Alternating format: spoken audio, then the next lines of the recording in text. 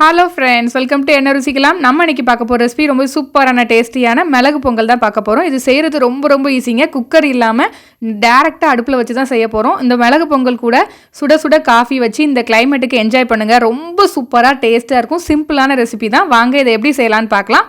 அதுக்கு முன்னாடி நம்ம சேனலில் இப்போ தான் ஃபஸ்ட் டைம் பார்க்குறீங்கன்னா மறக்காமல் சப்ஸ்கிரைப் பண்ணி மறக்காமல் ஒரு லைக்கை தட்டி விட்டுருங்க. இப்போது ஒரு பாத்திரத்தில் ஒரு கப் அளவு இல்லை ஒரு கிளாஸ் அளவு பச்சரிசி எடுத்துக்கோங்க. ஒரு கிளாஸுக்கு அரை கிளாஸ் பாசிப்பருப்பு சேர்க்கணும். நான் ஒரு கப் பச்சரிசி எடுத்திருக்கேன், அரை கப் பாசிப்பருப்பு எடுத்திருக்கேன். இப்போ இது ரெண்டையும் ஒன்றா சேர்த்து நல்லா கழுவி எடுத்துகிட்டு வந்துடலாம். உங்களுக்கு டைம் இருந்துச்சுன்னா அந்த பருப்பை லைட்டாக வறுத்துட்டு கூட நீங்கள் சேர்த்துக்கலாம்.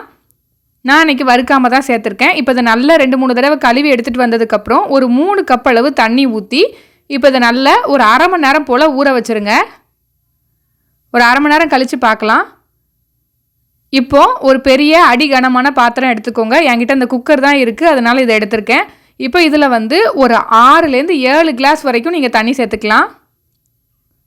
ஒரு கிளாஸ் அரிசிக்கு 6 to 7 கிளாஸ் வரைக்கும் தண்ணி சேர்த்துக்கலாம். சேர்த்துட்டு இதை நல்லா க்ளோஸ் பண்ணி வச்சுருங்க.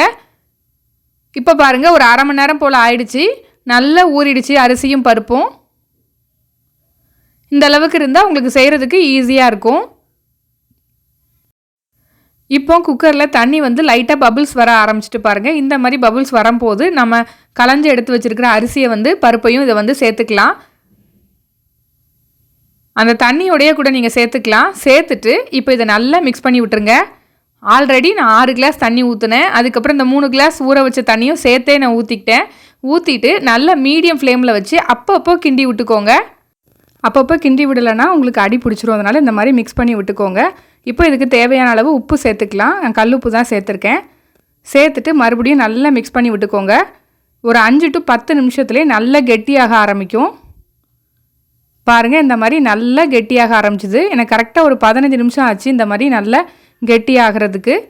இந்த மாதிரி நல்லா குலைவாக வர ஆரம்பிக்கணும். இந்த ஸ்டேஜ் கரெக்டான ஸ்டேஜ். இந்த ஸ்டேஜில் அடுப்பை ஆஃப் பண்ணிவிட்டு இப்போ இதுக்கு ஒரு தாளிப்பு ரெடி பண்ணிடலாம். நெய் ஒரு 2லேருந்து 3 குழிக்கரண்டி சேர்த்துக்கோங்க. நெய் நல்லா உருகட்டும்.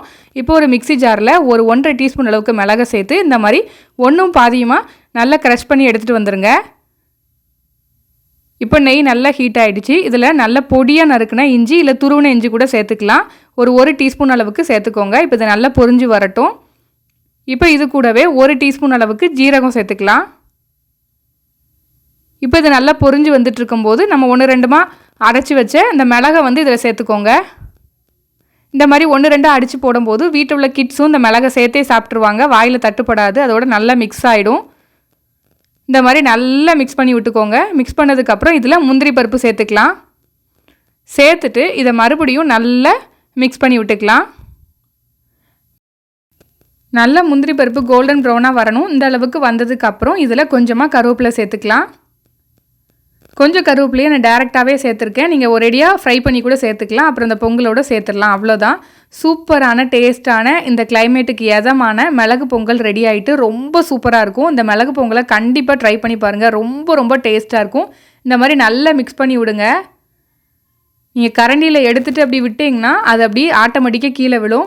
வாயில் வச்சோன்னே கரைஞ்சி போயிடும். ரொம்ப டேஸ்ட்டாக இருக்கும். இதுக்கு சூப்பரான ஒரு டிஃபன் சாம்பார் தான் வச்சுருந்தேன். உங்களுக்கு இந்த சாம்பார் ரெசிபி வேணுன்னா மறக்காமல் கீழே கமெண்ட் பண்ணுங்கள்.